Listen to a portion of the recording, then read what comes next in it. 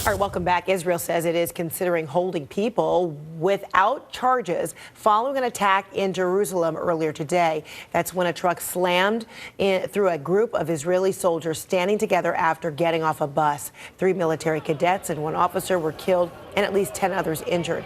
Israel's prime minister is saying the attacker may have been an ISIS sympathizer. The attack was caught on video. And a word of caution: this video is disturbing, and we strongly advise viewer discretion. The driver not only plowed into a group of soldiers, he turned his truck around and appeared to drive over some of the victims. Israeli officials say the attack ended when the driver was shot and killed. CNN's Oren Lieberman is in Jerusalem. So, Oren, we understand that Israeli security did arrest family members of this driver. What more do we know about the types of charges, if any, they would face?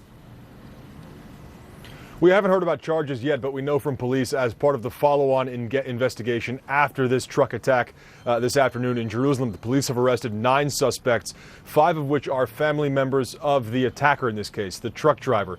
This all started around 1:30 in the afternoon when police say the truck driver drove off the road straight into a group of soldiers coming off a bus.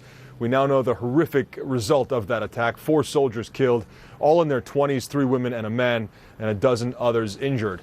As part of police and authorities here deciding what steps they'll take, as you mentioned, one of the steps they're considering is using administrative detention, which is holding somebody without charges or trial in the case that that person is considered or is suspected of being an ISIS supporter. And that would be a result of what Prime Minister Benjamin Netanyahu said when he visited the scene a few hours after the attack. He said there are indications the driver here, the person who carried out this attack, was an ISIS supporter. That's not something you hear very often in Israel or in Jerusalem or even in the West Bank.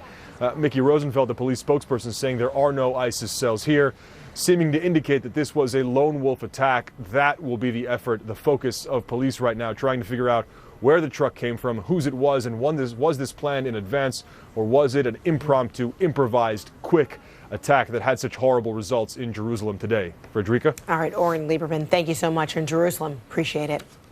All right, coming up, the Trump transition team dealing with more conflict of interest concerns, this time over Trump's son-in-law, Jared Kushner's business ties. So how will Trump answer tough questions about that and his nominees during his first press conference in months? And it happens this week.